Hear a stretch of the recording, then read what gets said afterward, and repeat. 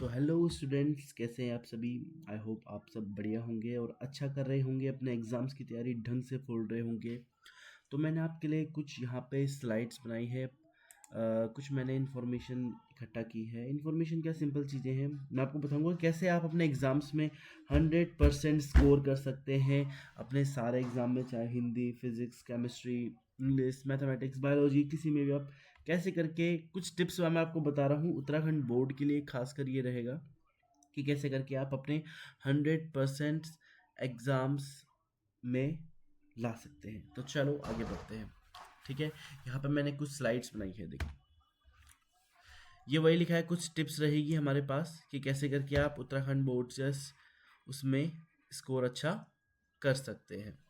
ठीक है, तो सबसे पहले है समय पर तैयारी शुरू करना। सबसे पहला है समय पर तैयारी शुरू करो। ऐसा नहीं कि आप लास्ट टाइम पे बहुत ज़्यादा स्ट्रेस ले रहे हैं। स्ट्रेस लेने की बात बिल्कुल नहीं है, बहुत ही सिंपल है। अगर कहा जाए तो 9th के और 11th के एग्ज़ाम से ज़्यादा इजी होता है बोर्ड के एग्ज़ाम्स। ठीक है, अपने लिए एक सुटेबल टाइम टेबल बनाओ। हम जानते हैं कि आप लोग बहुत अच्छा कर रहे हैं, पर अपने लिए एक टाइम टेबल बनाना बहुत ही ज़्यादा ज़रूरी हो जाता है एग्ज़ाम्स के टाइम पे। ठीक है, फिर आपके पास है प्रायोरिटाइज सब्जेक्ट्स। ठीक है, अपने सब्जेक्ट्स को प्रायोरिटी दो। जैसे आप कोई मैथ्स में वीक हो या फिजिक्स में वीक हो, तो आप उनके लिए थोड़ा ज़्यादा टाइम रखो, और हिंदी इंग्लिश के लिए थोड़ा कम टाइम आप रख सकते हैं, क्योंकि हिंदी इंग्लिश स्कोरिंग सब्जेक्ट होता है, सब जानते हैं। वहाँ पे आप अच्छे से स्कोर कर सकते हैं। ठीक है, और उससे ज़्यादा इंपॉर्टेंट हो जाता है कि प्रीवियस ईयर के पेपर्स को सॉल्व करो।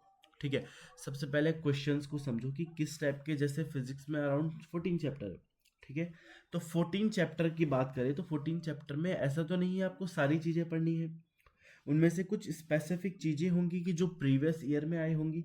तो आप सिर्फ उन पॉइंट्स, टॉपिक्स को उठाओ, उनके की पॉइंट्स को उठाओ और उनको स्टडी करो।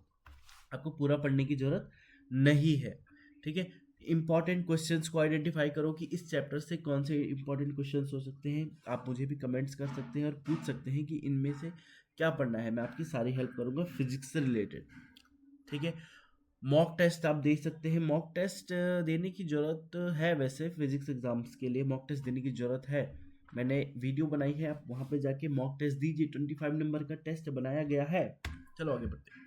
Sample paper and model answers. ठीक है, अच्छा आपने सबने उसके बारे में सुना होगा, मास्टरमाइंड्स के बारे में सबने सुना है। ठीक है, तो मास्टरमाइंड्स बहुत हेल्पफुल होती है आपके बोर्ड एग्जाम्स के लिए। ठीक है, तो सबसे पहले की पॉइंट्स पे फोकस करें, एनालाइज करें एग्जाम्स को। मॉडल पेपर मतलब कोई भी मॉडल पेपर आप सॉल्व या अनसॉल्व मार्केट से जाके परचेज कर ले, जो कि बहुत ही ज़्यादा इंपॉर्टेंट होती है। ठीक है, मास्टरमाइंड्स या टॉपर्स की राय। अच्छा, टॉपर्स की राय बहुत ज़्यादा इंपॉर्टेंट हो जाती है। अगर आप उत्तराखंड बोर्ड की वेबसाइट्स को ओपन करते हैं तो आप देखेंगे वहाँ पे बोर्ड के जो बच्चे हैं उन्होंने अपनी सैम्पल कॉपीज़ को डाला है। तो वहाँ पे देखा कि किस तरह वो अपनी आंसर राइटिंग करते हैं। आप आंसर राइटिंग की मैं एक और वीडियो निकालूंगा बहुत जल्दी, तो देखो वहाँ पे आंसर राइटिंग किस तरीके से करी है, किस तरह उनका लिखने का तरीका है। देखो, नॉलेज होने में और एग्ज़ाम को निकालने में बहुत फ़र्क होता है। तो आपको वही समझना है टॉपर से कि वो किस तरह उनकी थिंकिंग चलती है ड्यूरिंग एग्जाम्स। वो चीज़ आपको स्ट्रेटजी बना के चलना होगा। ठीक है, कंसिस्टेंसी रखें, डिसिप्लिन रहें, टेंशन ना लें, आराम से एग्ज़ाम हो जाएगा। और फोकस रहें अपने टॉपिक्स को लेके और सब्जेक्ट्स को लेके। ठीक है, और फाइनल, हमसे जुड़े रहें, हमें यूट्यूब पर सपोर्ट करते रहें। ठीक है, अपना चैनल का नाम डालना मैं भूल गया, पर जिस चैनल में आप वीडियो देख रहे हैं उसी चैनल को सब्सक्राइब करें और कमेंट में बताते रहें जो जो आपको प्रॉब्लम है किसी भी टॉपिक में, किसी भी सब्जेक्ट में, मैं ज़रूर उसकी वीडियो लाऊंगा।